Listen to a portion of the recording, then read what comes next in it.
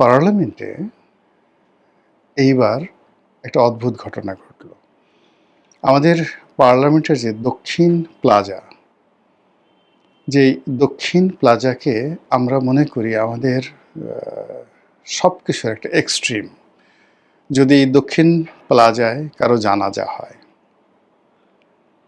এমপির জানাজা হয় বা অন্য কারো জানাজায় যদি এখানে দেই, তাহলে ধরে নেওয়া হয় যে এটি আমাদের জাতির পক্ষ থেকে সর্বোচ্চ নিবেদন। এই দক্ষিণ প্লাজায় যখন কোনো অনুষ্ঠান হয়, সেটি জাতীয় অনুষ্ঠান, আমরা ধরে নিই এটির মান, মর্যাদা, সম্মান আমাদের সর্বোচ্চ। আমরা যাই হই না কেন সেটা সর্বোচ্চ। তো সেই জায়গাতে কখনো কোনো বিদেশি রাষ্ট্র, কোনো রাষ্ট্রদূত, কোনো রাষ্ট্রীয় অনুষ্ঠান আমি অন্তত পক্ষে দেখিনি। আবার এই ধরনের পার্লামেন্টের চত্বরে, সেটা ভারতের পার্লামেন্ট হোক কিংবা ইংল্যান্ডের পার্লামেন্ট হোক, আর অথবা ক্যাপিটাল হিল, ধরুন ইংল্যান্ড মানে আমেরিকার, তো যেখানে সিনেট রয়েছে, কংগ্রেস রয়েছে, যদিও তাদের সিনেট এবং কংগ্রেস ব্রিটিশদের মতো নয় বা আমাদের মতো নয়, ওখানে প্রেসিডেন্সিয়াল ফর্ম অফ গভর্নমেন্ট, সেখানে রাষ্ট্রের প্রায় সমস্ত ক্ষমতা কেন্দ্রীভূত থাকে প্রেসিডেন্টের হাতে।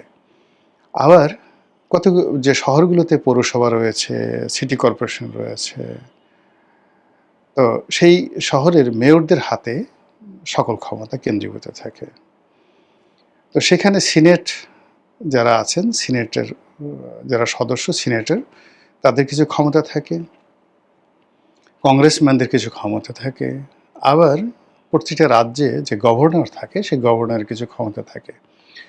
ফলে আমাদের পার্লামেন্টের ক্ষমতা যদি ধরেন 100-তে 100, সেখানে মার্কিন কংগ্রেস তাদের ক্ষমতা আছে অনলি 20, 20।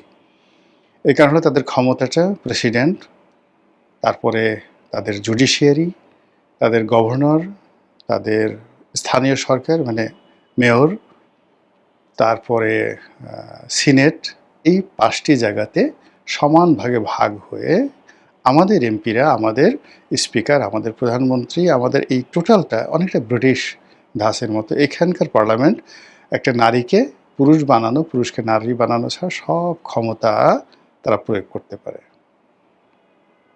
এবং এখন তার ইচ্ছে করলে জুডিশিয়ারিকে চ্যালেঞ্জ করতে পারে। আরও অনেক কিছু এই পার্লামেন্টে রয়েছে, অন্তর্নিহিত ক্ষমতা। They can do everything.